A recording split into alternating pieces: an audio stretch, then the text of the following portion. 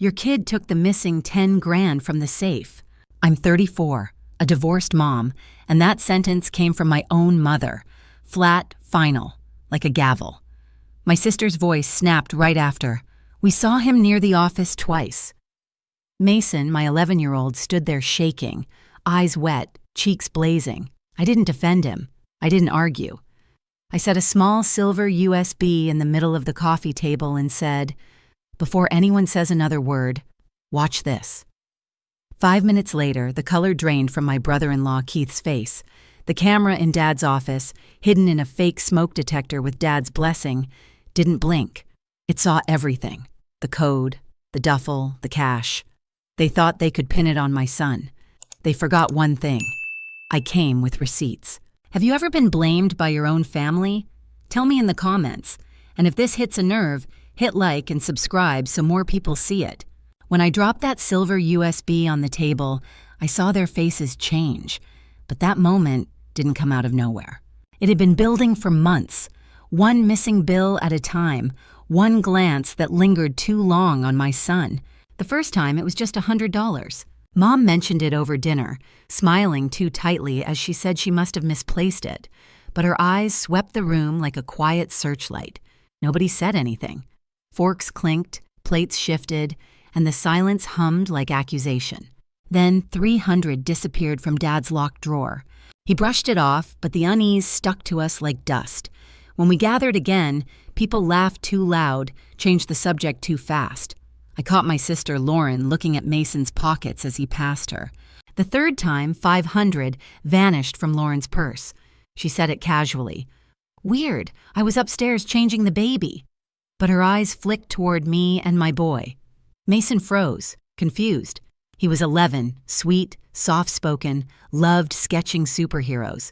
After my divorce, my parents had helped us. Groceries, rent, school fees. It wasn't charity, but Lauren and her husband Keith acted like it was a burden they were forced to bear. Then Dad bought the safe, heavy, digital, locked behind his office shelf. He told me only Mom, Lauren, and Keith had the code. Not me, not Mason. That didn't bother me.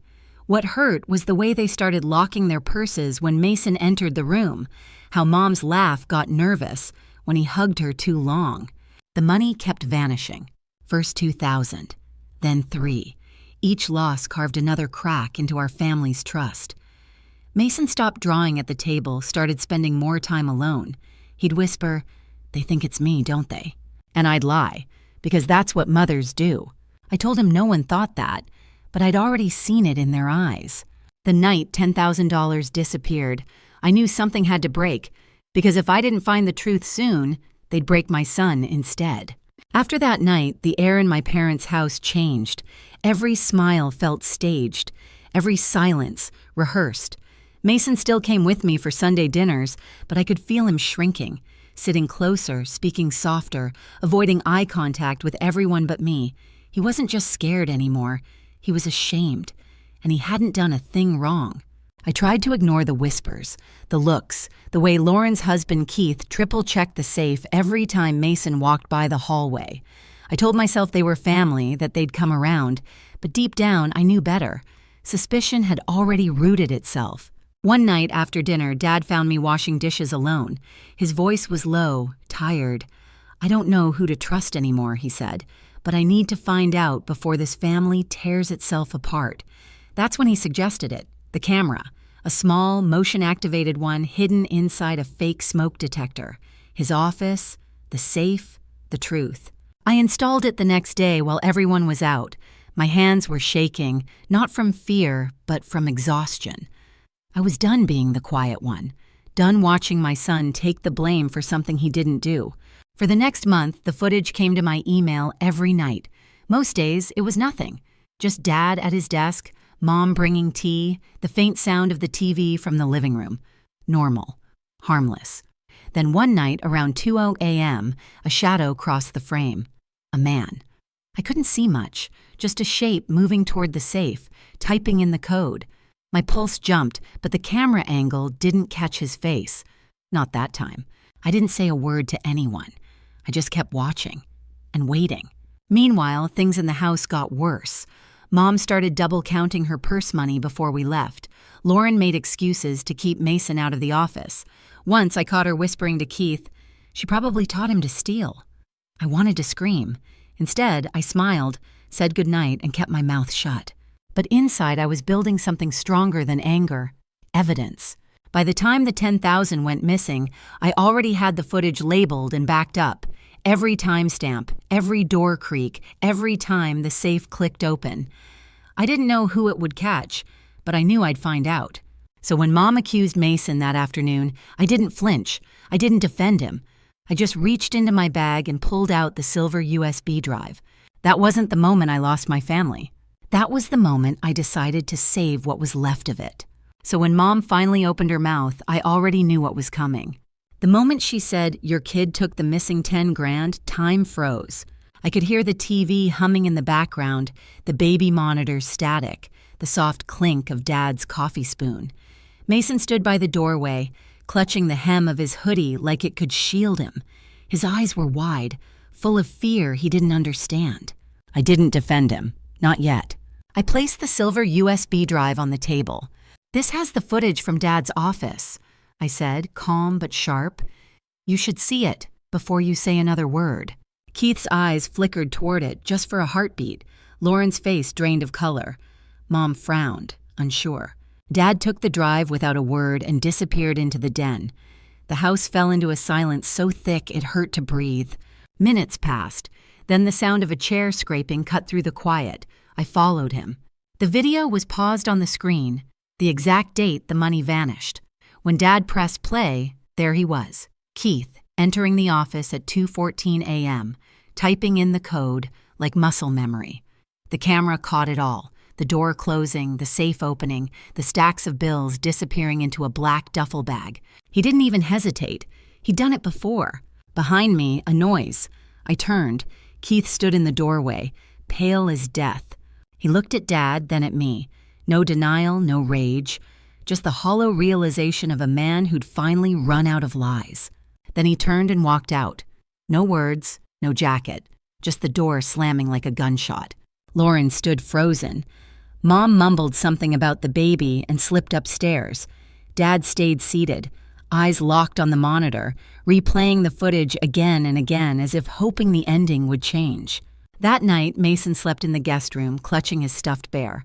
I stood by his bed until his breathing steadied. Downstairs, Dad was still watching the screen when he asked, "How long has it been recording?" "Since August," I whispered. He nodded. "Good thing we did it." By morning, Keith was gone. His car, his phone, his excuses, all vanished. Lauren sat at the kitchen table, scrolling her messages in her robe, eyes red. When I handed her a cup of coffee, she asked, "You proud of yourself?" Her voice cracked. "You didn't have to trap him like that." "Trap him?" I said softly. "I didn't trap anyone. The truth just came home." She didn't answer, but something inside her broke. Not all at once, just a slow collapse. Later that day, Dad called us into the dining room. He'd printed stills from the footage, timestamps, Keith's tattoo, everything. He said, "We're not calling the police, but he's done. No access, no money, no ties." Then he turned to Lauren. "You need to decide where your loyalty lies." That was the day our family stopped pretending to be whole. The days after Keith disappeared were quiet, but not peaceful. Mom refused to talk about it, pretending the footage never existed. Dad spent hours in his office replaying it again and again, like he needed to be sure of what he saw. Lauren barely spoke. She sat at the kitchen table scrolling through her phone, waiting for a message that never came. Then one morning, her debit card got declined while buying diapers. When she checked her account, every cent was gone. Keith had emptied everything, savings, checking, all of it. She sat there frozen, whispering his name like maybe saying it enough times would make him come back. That night, she came to my room. "I want to see all the footage," she said. I opened my laptop and pressed play.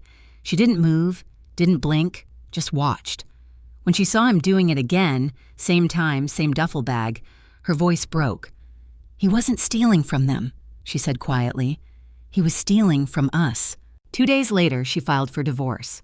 Dad didn't say much. Mom cried. I just felt tired. Keith hadn't only taken money, he'd taken peace. He'd taken trust. The air in that house was different now.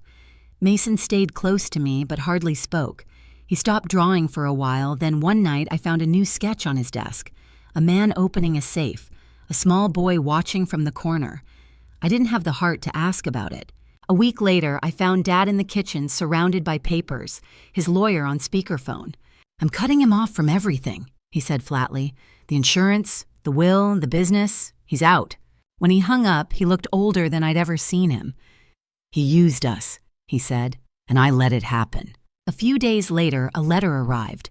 No return address, just our last name written in Keith's messy handwriting. Inside was a short note. I tried, I really did. And a motel receipt from Reno. No apology, no explanation. Lauren read it twice, then folded it neatly. "He's gone," she said, almost to herself. After that, she changed. She didn't cry anymore. She got cold, focused.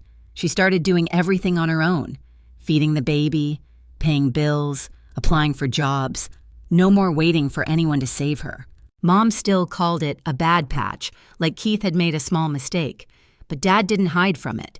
He changed every lock, installed cameras on both doors, and froze the remaining accounts. "He's not stepping foot here again," he said firmly. That night, he called us into the den, me, Mom, and Lauren. He opened a folder full of legal papers. "This removes him from everything," Dad said. "The trust, the will, the business. He's gone for good." Lauren signed first. "Make sure he never gets near my son again." Then I signed, not from hate, but from finality. Mom followed, silent but steady. For the first time, she looked angry instead of broken. Later that night, while I folded Mason's laundry, Lauren sat beside me. "He's going to die soon," she said quietly. She didn't sound cruel, just certain. Not because I want him to, but because he doesn't want to live anymore. I didn't argue. For the first time, I believed her. 2 months passed before we heard anything. Then one cold January morning, the call came. A Nevada police officer. They'd found Keith in a motel outside Reno. Overdose. Alone. No wallet, no ID, just a broken phone with one unsent text on the screen. I thought I could fix it. Lauren didn't cry. She sat on the couch holding the baby, staring at the floor. We buried him quietly. No photos, no speeches, just us. 5 people standing in the cold, saying goodbye to what was left of a man who'd already disappeared long before he died. After the funeral, the house fell silent again, but this time the quiet felt different. Not heavy, just empty, like we'd finally run out of things to hide. Lauren started cleaning out the garage one night, tossing old wedding photos and letters into trash bags. She didn't look angry anymore, just finished.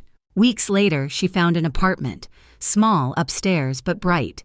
She painted the walls herself, set up the crib, even planted a few succulents by the window.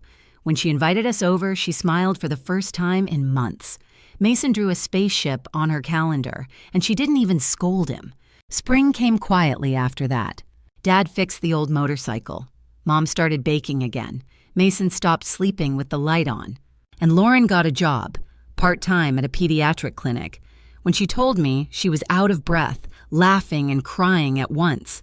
"They picked me," she said. "They actually picked me." That night, while we ate pizza and passed the baby around, I looked around the table and realized something. We weren't broken anymore. We were rebuilt. Different, smaller maybe, but stronger. Sometimes the truth doesn't destroy a family. It saves it, just not in the way you expect.